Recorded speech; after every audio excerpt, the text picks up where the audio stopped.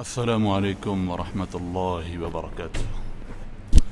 الحمد لله وحده والصلاة والسلام على من لا نبي بعده. الحمد لله رب العالمين والصلاة والسلام على سيد الأنبياء وأشرف المرسلين وعلى آله وأصحابه أجمعين. قال تعالى بعد أعوذ بالله من الشيطان الرجيم بسم الله الرحمن الرحيم ما يلفظ من قول إلا لديه رقيب عتيد.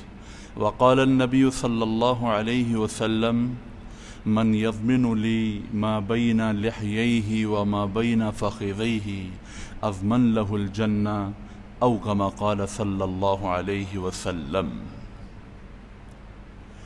میرے محترم بھائی اور دوستو، اللہ تعالیٰ نے انسان کو مختلف اعضاء کا مجموعہ بنایا ہے. مختلف اعضاء اگر وہ ٹھیک ٹھیک کام کریں، سنور جائے تو انسان سنور جاتا ہے. اگر اعضاء میں بگاڑ آ جائے تو انسان بگڑا ہوا تصور کیا جاتا ہے. تو ایک جسم کا چھوٹا سا حصہ، گوشت کا چھوٹا سا ٹکڑا جس کو ہم زبان کہتے ہیں، یہ بہت بڑی اہمیت کا حامل ہے. عربی زبان کے اندر کہا جاتا ہے اللسان جرمہ صغیر و جرمہ کبیر. زبان سائز میں تو بہت چھوٹی سی ہے، لیکن اس سے کیا ہوا جرم بہت بڑا ہوتا ہے. زبان سے نکلی ہوئی بات اللہ کے ہاں بہت اہمیت کی حامل ہوتی ہے. زبان سے نکلے ہوئے الفاظ یہ نہیں کہ نکلے اور گئے، بلکہ وہ لکھے جا رہے ہیں. اللہ تعالیٰ کے ہاں ایک ایک لفظ لکھا جا رہا ہے. ایک نوجوان بک بک کر رہا تھا، اول فول فضول اونچی اونچی بول رہا تھا.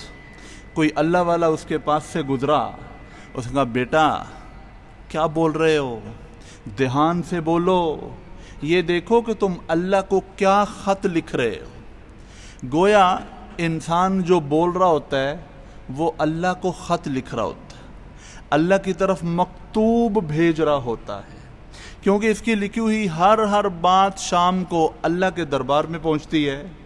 تو ہم جو کچھ سارا دن بولتے ہیں گویا ہم اللہ تعالیٰ کو خط لکھ رہے ہیں، اللہ تعالیٰ کو مکتوب بھیج رہے ہیں. ہمارا بولا ہوا لکھے ہوئے کی شکل میں فرشتے جا کے اللہ کے دربار میں پیش کرتے ہیں. تو ان بزرگوں نے بڑی پیاری بات کہی.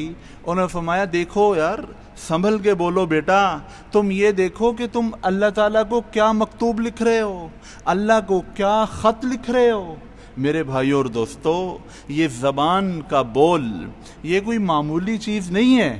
آپ اندازہ فرمائیں کہ ایک آدمی 50 سال 60 سال 70 سال حالت کفر میں رہتا ہے، کافر تھا، اللہ کا دشمن تھا، دین کا باغی تھا، جناب نبی کریم صلی اللہ علیہ وسلم کو مانتا نہیں تھا. لیکن جب صدقے دل سے اس نے لا الہ الا اللہ محمد الرسول اللہ پڑھ لیا تو اس کا یہ بول اس کو کتنے بڑے انقلاب کے اندر لے آیا. کافر تھا، مسلمان بن گیا. اللہ کا دشمن تھا، اللہ کے دوستوں میں آ گیا. نبی صلی اللہ علیہ وسلم کا امتی بن گیا. اور پہلے دوزخی تھا اپنے کفر کی وجہ سے، اب ایمان کی وجہ سے جنت کا حقدار بن گیا. کتنی بڑی تبدیلی صرف اور صرف ایک بول کی وجہ سے آئی. اس نے زبان سے لا الہ الا اللہ محمد الرسول اللہ صدقے دل سے پڑھا تو کتنا بڑا اس پہ حکم لگ گیا کہ اب یہ مسلمان ہے، اب یہ اہل جنت میں سے ہے، اب یہ اللہ کے پیاروں میں سے ہے، اب یہ رسول اللہ صلی اللہ علیہ وسلم کے ماننے والوں میں سے ہے. تو یہ زبان کا ایک بول ہی تھا، اور زبان کا ہی بول انسان کو کفر کے اندر دھکیل دیتا ہے، العیاذ باللہ. اسی لیے حضور صلی اللہ علیہ وسلم فرماتے ہیں، جس کا مفہوم ہے کہ آدمی ساری زندگی نیکیاں کرتا رہتا ہے، لیکن جب وہ جنت کے اتنا قریب رہ جاتا ہے کہ ایک بالشت کا ایک گز کا فاصلہ رہ جاتا ہے تو وہ کوئی ایسا عمل کرتا ہے، ایسی بات منہ سے نکالتا ہے کہ وہیں سے اس کو جہنم کی طرف پھیر دیا جاتا ہے. اور بعض دفعہ آدمی ساری زندگی اتنے گناہ کرتا ہے کہ وہ جہنم کے بالکل قریب پہنچ جاتا ہے، اور وہاں وہ کوئی ایسا عمل کرتا ہے، ایسی بات کرتا ہے کہ وہ اللہ کو اتنی پسند آتی ہے کہ اس کو جنت کی طرف موڑ دیا جاتا ہے اور اس کو جنت کی طرف بھیج دیا جاتا ہے۔ زبان کا بول، آپ اندازہ فرمائیں کہ ایک آدمی کا ایک عورت سے ابھی نکاح نہیں ہوا، وہ عورت اس کے لیے غیر محرم ہے، اس کی طرف یہ دیکھ نہیں سکتا، اس کو یہ چھو نہیں سکتا، وہ غیر محرم ہے۔ لیکن جیسے ہی اس نے شرعی گواہوں کی موجودگی میں یہ کہہ دیا کہ میں نے اس عورت کو اپنے نکاح کے اندر قبول کیا، ایک بول ہی تو ہے، اب وہ اس کی رفیقہ حیات بن گئی، اب وہ اس کی زندگی کی ساتھی بن گئی، اب وہ موت تک اپنا گھر چھوڑ کے اس کے گھر آئی، ایک بول ہے۔ شادی کے لیے کون سا کوئی پہاڑ سے چھلانگ لگانا پڑتی ہے یا بہت وزن یا بڑی مشقتیں، ایک بول ہی ہے، ایک بول بولا، وہ اجنبی عورت جس کی طرف دیکھ نہیں سکتا تھا وہ اس کی رفیقہ حیات بن گئی، اور اب رفیقہ حیات بن گئی ہے، اب ایک بول کی ہی مار ہے، العیاذ باللہ۔ ایک بول بولے گا طلاق والا، ایک بول بولے گا علیحدگی والا، اب وہ جو رفیقہ حیات تھی وہ بالکل ایسے ہو جائے گی جیسے کوئی اجنبی عورت ہوتی ہے، جیسے وہ نکاح سے پہلے تھی، ایک بول ہی ہے، ایک بول ہی ہے۔ حضور صلی اللہ علیہ وسلم فرماتے ہیں ثلاث جدہن جد وہزلہن جد النکاح والطلاق والرجعہ، تین چیزیں ایسی ہیں ان میں کوئی اگر سیریس اپنا بول بولے تو بھی وہ صادر اور مانی ہوئی تصور کی جاتی ہیں، کوئی مذاق کے اندر وہ الفاظ کہے تو بھی وہ مان لیے جاتے ہیں، ان کو سیریس لیے جاتا ہے، وہ نافذ ہو جاتے ہیں۔ نکاح اگر کوئی مذاق کے اندر نکاح کرے تو بھی نکاح ہو جاتا ہے، کوئی مذاق کے اندر طلاق دے تو بھی واقعہ ہو جاتی ہے، کوئی مذاق کے اندر اپنی ایک بیوی، اپنی ایک طلاق شدہ جس کو ایک طلاق دی ہے اس کے ساتھ رجوع کرے مذاق میں تو بھی وہ نافذ ہو جاتا ہے۔ تو زبان سے نکلے ہوئے الفاظ کوئی معمولی بات نہیں ہے، ہاں یہ اللہ تعالیٰ کے ہاں لکھے جا رہے ہیں، لہٰذا ہمیں سوچ سمجھ کے بولنا چاہیے۔ ہمارا ایک ایک لفظ لکھا جا رہا ہے، ہمارا ایک ایک لفظ فرشتے لکھ رہے ہیں، کوئی ایسا لفظ نہیں جو میرے اور آپ کے منہ سے نکلا ہو اور وہ فرشتوں نے لکھا نہ ہو۔ حضرت یحییٰ بن معاذ رحمۃ اللہ علیہ فرماتے ہیں کہ انسان کی زبان اس کی مثال چمچ کی سی ہے اور اس کا دل اس کی مثال ہنڈیا کی سی ہے کہ ان ہنڈیا سے انسان چمچ کے ذریعے سے وہی نکالتا ہے جو اس کے اندر ہوتا ہے۔ انسان اچھے بول بولے گا، یہ اس بات کی علامت ہے کہ اس کے دل کے اندر اچھائی بھری ہوئی ہے، اگر برے بول بولے گا تو اس بات کی علامت ہے کہ اس کے دل کے اندر خباثت بھری ہوئی ہے، اسی لیے جو دل کے اندر ہے وہی زبان پہ آ رہا ہے۔ حضرت علی رضی اللہ تعالیٰ عنہ فرماتے ہیں انسان اپنی زبان کے پیچھے چھپا ہوا ہے۔ ایک آدمی چپ کر کے بیٹھا ہے، آپ کو اس کی شخصیت کا، اس کی عقل مندی کا اندازہ نہیں ہوگا، لیکن جب وہ بات کرتا ہے اس کی بات سے آپ اس کی شخصیت کا، اس کی عقل مندی اور تجربے کا اندازہ لگائیں گے۔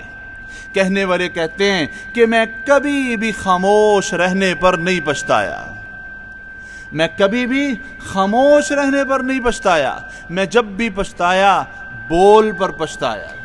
انسان کا بول یا تو اس کو سرخ رو کر دیتا ہے یا اس کو پچھتاوے کے قابل بنا دیتا ہے۔ تو لہٰذا سوچ سمجھ کے انسان بولے، سوچ سمجھ کے انسان بولے کہ میں کیا کہہ رہا ہوں۔ عبداللہ بن مبارک رحمۃ اللہ علیہ فرماتے ہیں کہ میں حج کے سفر سے واپس آ رہا تھا، تو میں نے واپسی پہ دیکھا کہ میری طرف ایک سواری آ رہی ہے، اس کے اوپر ایک بوڑھی اماں سوار ہے، تو جب وہ سواری میرے قریب پہنچی تو میں نے سلام کیا۔ جب میں نے سلام کیا تو اس نے جواب میں کہا سلام قولا من رب الرحیم، قرآن کی آیت سے میرے سلام کا جواب دیا۔ میں نے کہا سبحان اللہ۔ تو میں نے کہا بڑی اماں کہاں سے واپس آ رہی ہیں؟ انہوں نے کہا وَأَتِمُّ الْحَجَّ وَالْعُمْرَةَ لِلَّهِ، اس آیت کو پڑھ کے مجھے اشارہ دیا کہ میں بھی حج سے واپس آ رہی ہوں۔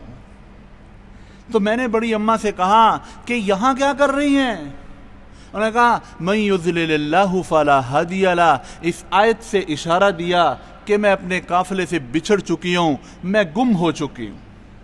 میں نے کہا بڑی اماں آپ نے کہاں جانا ہے، کس طرف جانا ہے؟ اس نے کہا ادخلوا مصر انشاء اللہ آمینین۔ یہ آیت پڑھی، میں سمجھ گیا کہ شہر کی طرف جانا چاہتی ہیں۔ میں نے کہا بڑی اماں آ جائیے، آپ کو میں اپنے ساتھ لے جاتا ہوں، میں بھی اسی طرف جا رہا ہوں۔ انہوں نے کہا احسنوا فإن اللہ يحب المحسنین۔ اس آیت کو پڑھ کے اشارہ کیا کہ ایک اچھا کام ہے، کسی کو راہ دکھانا، نیکی کرنا، اللہ نیکی کرنے والوں کو پسند کرتا ہے۔ فرماتے ہیں کہ میں تھوڑا سا اماں کو لے کے آگے چلا، میں ان کے آگے جا رہا تھا تو میں نے عربی کے چند اشعار پڑھے تو اماں نے کہا فَقْرَؤُوا مَا تَيَسَّرَ مِنَ الْقُرْآنِ، عربی اشعار نہ پڑھو بلکہ جو قرآن تمہیں آتا ہے وہ پڑھو۔ کہتے میں خاموش ہو گیا۔ میں نے کہا کہ مجھے اس اماں کے بارے میں جاننا ہے کہ اللہ کی ولیہ کون ہے جو قرآن سے کلام کرتی ہے، جو بھی بولتی ہے قرآن کی آیت بولتی ہے ورنہ بولتی نہیں۔ تو میں نے ان کے بارے میں پوچھنا چاہا کہ اماں آپ کون ہیں؟ انہوں نے کہا لا تسألوا عن اشیاء ان تبد لکم تسؤکم، گھریلو معاملات میں بات نہیں کرنا چاہتی، اشارہ دے دیا۔ تو خیر میں خاموش ہو گیا۔ میں اماں کو لے کے آگے جب شہر میں داخل ہوا تو وہاں ایک قافلے نے پڑاؤ ڈالا ہوا تھا۔ تو میں نے کہا اماں شہر میں کون رہتا ہے؟ انہوں نے کہا انما اموالکم واولادکم فتنہ، بلکہ کہا المال والبنون زینت الحیات الدنیا، شہر میں میرا مال بھی ہے اور میری اولاد بھی ہے۔ میں سمجھ گیا کہ شہر میں اماں کے بچے ہوں گے، اماں کا مال اور گھر بار سب کچھ یہاں ہے۔ تو کہتے میں نے دیکھا ایک قافلے نے پڑاؤ ڈالا ہوا ہے، تو میں نے کہا آپ کے بیٹوں کے کیا نام ہیں؟ انہوں نے کہا ابراہیم و اسماعیل و اسحاق، ایک میرا بیٹا ابراہیم ہے، ایک اسماعیل ہے اور ایک اسحاق ہے۔ تو کہتے میں نے قافلے میں آواز دی، ابراہیم، اسماعیل، اسحاق، تین بڑے خوبصورت نورانی چہروں والے بڑے پیارے نوجوان میری طرف لپکے اور اپنی ماں کو دیکھ کے بہت بہت خوش ہوئے اور آپس میں مل کے بہت خوش ہو رہے تھے کہ اماں آپ کہاں بچھڑ گئی تھیں، اور وہ قرآن سے جواب دے رہی تھی۔ تو پھر میں نے کہا اچھا جی مجھے اجازت دیں میں نکلتا ہوں۔ اس نے کہا وَيُطْعِمُونَ الطَّعَامَ عَلَى حُبِّهِ، اپنے بیٹوں کو اشارہ دیا قرآن کی آیت پڑھ کے کہ اس بندے کو بغیر کھائے جانے نہیں دینا، اس کا اکرام کرو۔ میں نے کہا نہیں میں نکلتا ہوں، مجھے جلدی ہے، مجھے اور بھی کام ہے۔ انہوں نے کہا انما نطعمکم علی حبہ، ہم آپ کو جو بھی کھلا رہے ہیں وہ اللہ کی محبت میں کھلا رہے ہیں، کوئی اور غرض نہیں ہے۔ قرآن کی آیت پڑھی، میں رک گیا اور میں نے ان کے بیٹے جو بھی ان کے پاس فروٹ تھا وہ لے کے آئے، میں نے وہ فروٹ وغیرہ کھایا اور اس کے بعد میں جانے لگا۔ میں نے بیٹوں سے کہا یار میں نے کبھی ایسی عورت نہیں دیکھی، کبھی ایسا شخص نہیں دیکھا جو قرآن سے ہٹ کے کوئی ایک لفظ نہ بولتا ہو۔ انہوں نے کہا جی ہماری جو ماں ہے یہ قرآن کی حافظہ ہیں، دین کی عالمہ ہیں، 20 سال ہو گئے، 20 سال ہماری اماں نے سوائے قرآن کے اپنی زبان پہ ایک لفظ نہیں لائی، قرآن سے بات کرتی ہے، کچھ اور نہیں بولتی۔ اس کی وجہ کیا ہے؟ اس کی وجہ یہ ہے کہ ماں جی کے دل کے اندر یہ خوف بیٹھ گیا کہ ہم جو بولتے ہیں وہ لکھا جا رہا ہے، ہمارا ہر لفظ لکھا جا رہا ہے، اللہ کے دربار میں لکھا ہوا پیش ہو رہا ہے۔ اس نے یہ ٹھان لی ہے کہ میرا اگر لکھا جائے گا تو قرآن ہی لکھا جائے گا اور نامہ اعمال میں کچھ نہیں لکھا جائے گا۔ لہذا 20 سال سے ہم نے اپنی ماں کی زبان سے سوائے قرآن کے اور کچھ نہیں سنا۔ سبحان اللہ۔ اب قیامت والے دن ایسے لوگ بھی اللہ کے دربار میں پیش ہوں گے اور ایسے بھی جو ہر وقت بولتے رہتے ہیں، سچ جھوٹ بولتے رہتے ہیں، بغیر تحقیق کے اپنی زبان چلاتے رہتے ہیں۔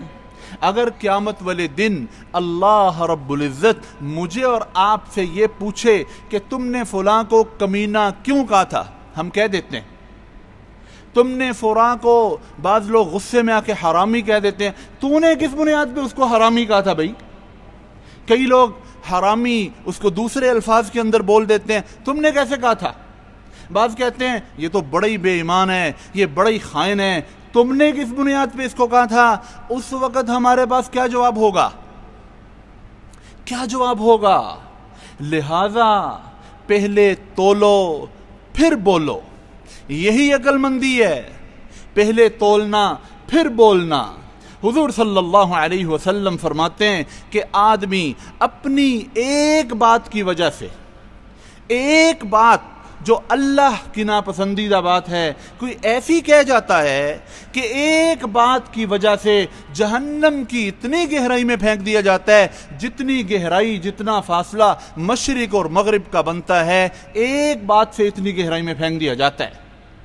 حضرت ابو ہریرہ رضی اللہ تعالیٰ عنہ ارشاد فرماتے ہیں، حضور صلی اللہ علیہ وسلم نے ارشاد فرمایا کہ آدمی اپنے ایک بول کی وجہ سے جنت کے اعلیٰ ترین مراتب کے اندر پہنچا دیا جاتا ہے، اور بعض دفعہ اپنے ایک بول کی وجہ سے جہنم کی گہرائیوں کے اندر پھینک دیا جاتا ہے۔ ایک بول ہے، اور حدیث میں آتا ہے کہ وہ بول بولتے وقت اس کو پتہ ہی نہیں، بول بولتے وقت اس کو پتہ ہی نہیں۔ کتنے کفریہ کلمات ہیں جو لوگ کہہ جاتے ہیں، ان کو پتہ ہی نہیں ہوتا۔ حضور صلی اللہ علیہ وسلم کی حدیث ہے، عجیب حدیث ہے، فرمایا قیامت کے قریب لوگ اپنی بیویوں کے ساتھ زنا کریں گے۔ کیسی عجیب بات ہے، قیامت کے قریب لوگ اپنی بیویوں کے ساتھ زنا کریں گے۔ محدثین نے عجیب باتیں لکھی ہیں، انہوں نے کہا حضور صلی اللہ علیہ وسلم کی اس بات کا مقصد یہ ہے، بہت سی ایسی صورتیں کہ آدمی اپنی بیوی کے ساتھ زنا، وہ کیسے کہ بعض دفعہ انسان اپنی زبان سے ایسا کلمہ کہہ دیتا ہے، ایسا لفظ، ایسا جملہ بول دیتا ہے کہ اس جملے کی وجہ سے وہ انسان کافر ہو جاتا ہے۔ عورت ایسا جملہ بول دیتی ہے، اس جملے کی وجہ سے وہ عورت کافر ہو جاتی ہے۔ اب میاں یا بیوی ایک بھی ان میں سے کوئی ایسا جملہ بولے اور وہ ایک کافر ہو جائے تو نکاح کہاں باقی رہتا ہے؟ جب نکاح نہیں ہے تو پھر زنا ہے۔ اور عجیب جملے لکھے ہیں علماء کرام نے، علماء کرام نے لکھا ہے کہ اگر دو آدمی آپس میں بات کر رہے ہوں، ان میں سے ایک آدمی یہ کہے کہ بھائی میں تمہیں شریعت کی بات بتاتا ہوں، میں تمہیں شریعت کی بات سمجھاتا ہوں، اگلا بندہ کہے رکھ پرے شریعت کو، میری بات سن، جس نے یہ لفظ بولا رکھ پرے شریعت کو، وہ مسلمان نہیں رہا، وہ کافر ہو گیا، وہ کافر ہو گیا۔ کتنی بڑی بات ہے، کتنے لوگ ہیں جو اس قسم کی باتیں کر جاتے۔ بھائی شریعت کو ایک سائیڈ پہ رکھو، پہلے یہ بات سنو، جس نے یہ کہا بھائی شریعت کو ایک سائیڈ پہ کیسے رکھ سکتے ہیں؟ اللہ کے قانون کی ایسی حیثیت ہے تمہاری نظر میں کہ تم کہتے اس کو ایک سائیڈ پہ رکھو۔ پہلے ہم یہ بات کرتے ہیں، جس نے ایسی بات کہی حضور صلی اللہ علیہ وسلم، علماء کرام فرماتے ہیں کہ وہ شخص کافر ہو گیا۔ ایک آدمی، ایک بزرگ فرماتے ہیں کہ میں ایک دفتر میں بیٹھا ہوا تھا، جس بندے کے دفتر میں بیٹھا تھا اس کا ایک دوست آیا، بظاہر اس کی داڑھی بظاہر بڑا سلجھا ہوا لگ رہا تھا، تو وہ دفتر میں بیٹھا ہوا باس اپنے دوست سے کہنے لگا بھائی کیسی گزر رہی ہے؟ اس نے کہا یار پہلے تو 5 منٹ میں سن لیتا تھا، اب پتہ نہیں کہاں چلا گیا ہے، اب تو دعا قبول ہی نہیں ہوتی۔ پہلے تو 5 منٹ میں سن لیتا تھا، اب پتہ نہیں کہاں چلا گیا ہے، اب تو دعا قبول ہی نہیں ہوتی، میں نے بھی چھوڑ دیا ہے۔ یہ بندہ، اس کو پتہ بھی نہیں، وہ ہنس رہا ہے، مسکرا رہا ہے، اس کو پتہ ہی نہیں کہ میں کافر ہو چکا ہوں، میں دائرہ اسلام سے خارج ہو چکا ہوں۔ تو جو اس قسم کے الفاظ بولتے ہیں، مرد یا عورت، ان کو پتہ ہی نہیں، وہ سمجھ رہے ہیں کہ ہم میاں بیوی ہیں، ان میں سے ایک کافر ہو چکا، اب وہ میاں بیوی نہیں رہے۔ اسی لیے فرمایا کہ قرب قیامت لوگ اپنی بیویوں سے، وہ سمجھ رہے ہوں گے ہماری بیویاں ہیں، لیکن ان کو پتہ ہی نہیں کہ اس نے یا میں نے کوئی ایسے الفاظ بول دیے ہیں جن الفاظ کی نحوست سے کافر ہو چکے ہیں، اور اب ازدواجی رشتہ رہا ہی نہیں۔ اور دوسری صورت علماء نے لکھی ہے آج کل یہ بہت زیادہ ہے، میاں بیوی کی لڑائیاں،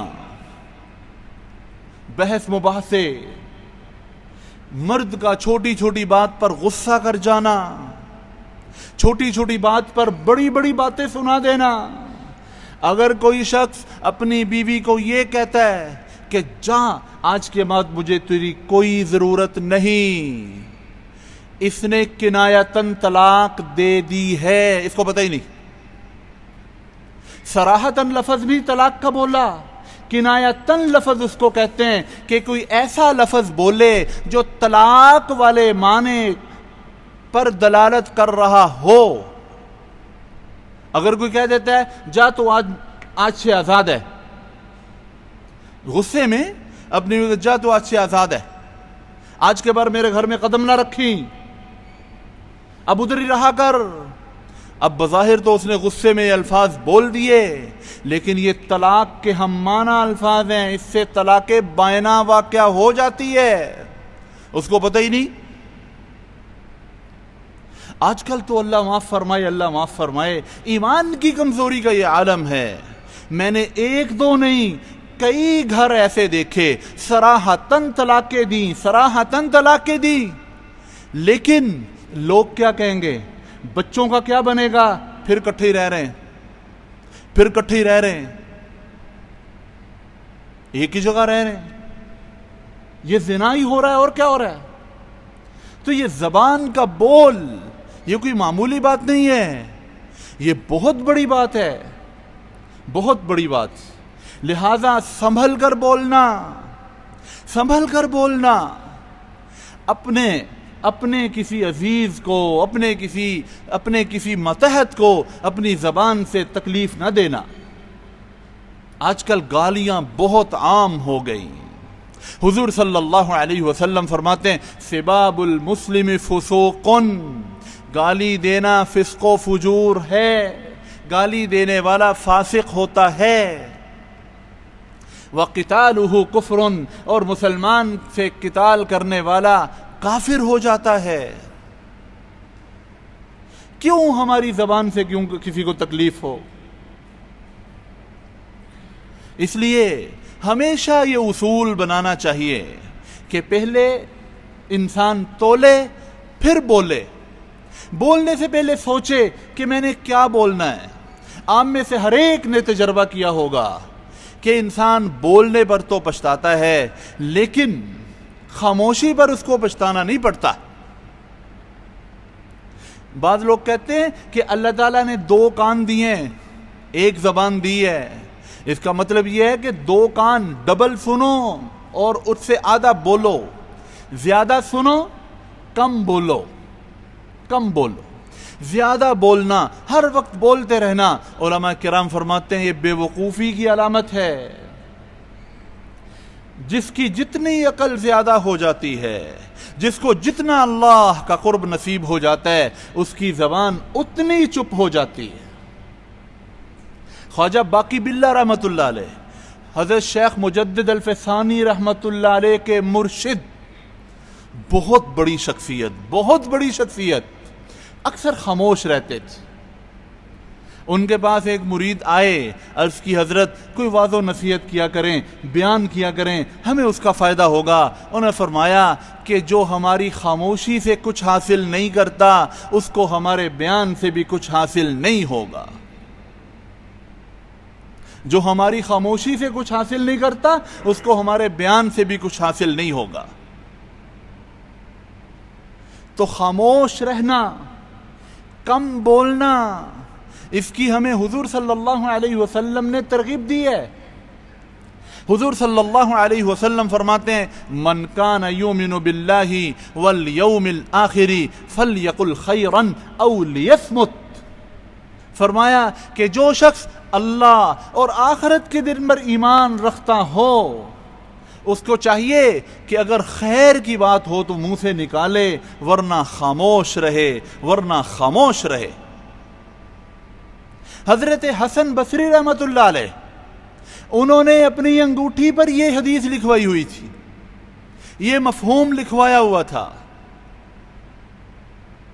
کہ ان کان خیرا فلیقل والا فلیصمت، کہ خیر کی بات ہو تو بولو ورنہ خاموش رہو۔ انگوٹھی پر، اب مرد کے لیے انگوٹھی، چاندی کی انگوٹھی کی اجازت دیتے ہیں، شریعت چاندی کی انگوٹھی کی اجازت، وہ بھی ضرورت میں۔ حضور صلی اللہ علیہ وسلم کی جو انگوٹھی مبارک تھی وہ آپ صلی اللہ علیہ وسلم نے مہر لگانے کے لیے بنوائی ہوئی تھی، اور کوئی شوقیہ طور پر نہیں پہنی تھی۔ لہذا اگر کسی کو ضرورت ہو، کوئی پہننا چاہے وہ پہن سکتا ہے، گناہ نہیں ہے، لیکن 5 ماشے سے کم وزن ہو انگوٹھی کا۔ اگر 5 ماشے سے زیادہ ہوگا تو یہ گناہگار ہوگا۔ البتہ عورت وہ ہر طرح کی انگوٹھی پہن سکتی ہے، اس کے لیے وزن کی کوئی قید نہیں ہے، وہ کسی بھی دھات کی انگوٹھی پہن سکتی ہے۔ بعض لوگ کہتے ہیں کہ عورت سونے اور چاندی کے علاوہ کسی اور دھات کی انگوٹھی پہنے کی تو گناہگار ہوگی۔ علماء کرام کی تحقیق یہ ہے، علامہ گنگوہی رحمۃ اللہ علیہ نے فرمایا کہ وہ کسی بھی دھات کی پہن سکتی ہے، ضروری نہیں کہ صرف سونے اور چاندی کی پہنے، وہ دوسری انگوٹھی بھی پہن سکتی ہے، عورت کے لیے اجازت ہے۔ لیکن اگر مرد انگوٹھی پہنے تو 5 ماشے سے کم اس کا وزن ہو، 5 سے زیادہ نہ ہو، اور کوشش کرے کہ بلا ضرورت نہ پہنے، پہننی ہے تو بس اتنے وزن والی، اس سے زیادہ نہیں۔ تو یہ تو ایک ضمناً ایک بات آ گئی۔ حضور صلی اللہ علیہ وسلم نے کیا فرمایا کہ جو اللہ اور آخرت کے دن پر ایمان رکھتا ہو فَلْيَقُلْ خَيْرًا، اگر بات کرے تو خیر کی بات کرے، بھلائی کی بات ہو تو کرے، وَإِلَّا لِيَصْمُتْ، اگر نہیں تو پھر وہ خاموش رہے۔ حضور صلی اللہ علیہ وسلم اکثر خاموش رہتے تھے۔ جل نظرہ المشاہدہ، حضور صلی اللہ علیہ وسلم اکثر خاموش رہتے تھے۔ طویل السکوت، آپ اکثر خاموشی کے اندر مگن رہتے تھے، غور و خوض کرتے رہتے تھے۔ کم بولنے والے کو اللہ رعب عطا فرماتا ہے، زیادہ بولنے والے کا رعب دلوں سے کھینچ لیا جاتا ہے، چاہے وہ جتنا بھی غصے سے چلانے والا ہو، لوگوں کے دلوں میں اس کی عزت نہیں رہتی۔ جو خاموشی کو اختیار کیے ہوئے ہو، اللہ اس کی عزت کو لوگوں کے دلوں کے اندر بٹھا دیتا ہے۔ اتنا بولو، اتنا کم بولو کہ لوگ آپ سے کچھ سننے کے متمنی ہوں کہ کچھ بولیں۔ اتنا نہ بولو کہ لوگ کہیں یہ چپ ہی نہیں کرتا، یہ خاموش ہو جائے، ان کے کان آپ کی باتیں سن کے پک جائیں۔ لہذا ضرورت کی بات، اہم بات، مفید بات، حضور صلی اللہ علیہ وسلم فرماتے ہیں من حسن اسلام المرء ترکہ ما لا یعنی، آدمی کے اسلام کی خوبصورتی یہ ہے کہ وہ لا یعنی اور وہ چیزیں جن کا کوئی فائدہ نہیں ہے ان کو چھوڑ دے، یعنی وہ باتیں جن کا کوئی فائدہ نہیں ہے اس کو چھوڑ دے، ضروری بات کرے۔ البتہ گھر والوں کے ساتھ مذاق کرنا، بچوں کی دل لگی کرنا، یہ تو سب حضور صلی اللہ علیہ وسلم کی سنت سے ثابت ہے۔ حضور صلی اللہ علیہ وسلم کے بارے میں حضرت عائشہ رضی اللہ تعالیٰ عنہ فرماتی ہیں کان ضحاکا فی البیت، آپ صلی اللہ علیہ وسلم گھر میں مسکراتے ہی رہتے تھے، ہنستے ہی رہتے تھے۔ کوئی بات سے ہی ہنستے ہوں گے، دل لگی فرماتے ہوں گے، ہنستے مسکراتے ہوں گے، تو یہ حال گھر کے اندر انسان کی حالت ہونی چاہیے۔ لیکن عام مجلس میں کوشش کرے کہ انسان زیادہ نہ بولے، البتہ خیر کی بات ہے تو وہ جتنی بھی بولے، وہ حضور صلی اللہ علیہ وسلم نے حکم دیا ہے۔ بلا وجہ بولتے رہنا وہ انسان کے وقار کو گھٹا دیتا ہے۔ لہذا میرے محترم بھائیو اور دوستو، ہم سب اپنی زبان کو کنٹرول کریں۔ حضور صلی اللہ علیہ وسلم سے ایک شخص نے نصیحت طلب کی اور عرض کی یا رسول اللہ مجھے بتائیے نجات کا کیا راستہ ہے؟ فرمایا املک علیک لسانک، اپنی زبان کو قابو میں رکھنا، یہ نجات کا راستہ ہے۔ حضرت عمر رضی اللہ تعالیٰ عنہ حضرت ابوبکر رضی اللہ تعالیٰ عنہ سے ملنے گئے. حضرت ابوبکر رضی اللہ تعالیٰ عنہ اپنی زبان کو پکڑ کے کھینچ رہے تھے. حضرت عمر نے عرض کی کہ ابوبکر آپ یہ کیا کر رہے ہیں؟ انہوں نے کہا کہ میں نے حضور صلی اللہ علیہ وسلم سے سنا ہے کہ سب سے زیادہ یہی انسان کو تباہ کرنے والی چیز ہے. ابو بکر جیسا شخص کیا غلط بولے گا؟ اس کے باوجود اپنی زبان کو پکڑ کے کھینچ رہے ہیں. حضرت ابو بکر رضی اللہ عنہ اپنی زبان کے نیچے چھوٹا سا کنکر رکھ لیا کرتے تھے تاکہ کم سے کم بولنے کی نوبت آئے. اللہ نے کتنا فضل فرمایا کہ اظہار ما فی الضمیر کے لیے ہمیں اللہ نے زبان عطا فرمائی ہے، اور یہ اللہ کی کتنی بڑی نعمت ہے. جو دل میں آتا ہے اپنی زبان پہ لے آتے ہیں، تو اس کو ہم شکرانے کی طرف موڑ دیں. اللہ کا شکر، اللہ تعالیٰ کی حمد و ثنا، کثرت سے درود پاک، تاکہ ہمارا جو بھی مکتوب روزانہ شام کو فرشتے اللہ کے دربار میں لے کے جائیں وہ مکتوب اس قابل ہو کہ اللہ کے دربار میں پیش کیا جائے. اللہ تعالیٰ مجھے بھی آپ کو بھی اپنی زبان کی پوری حفاظت کرنے کی، اپنے اعضاء کی حفاظت کرنے کی توفیق عطا فرمائے. وآخر دعوانا الحمدللہ رب العالمین.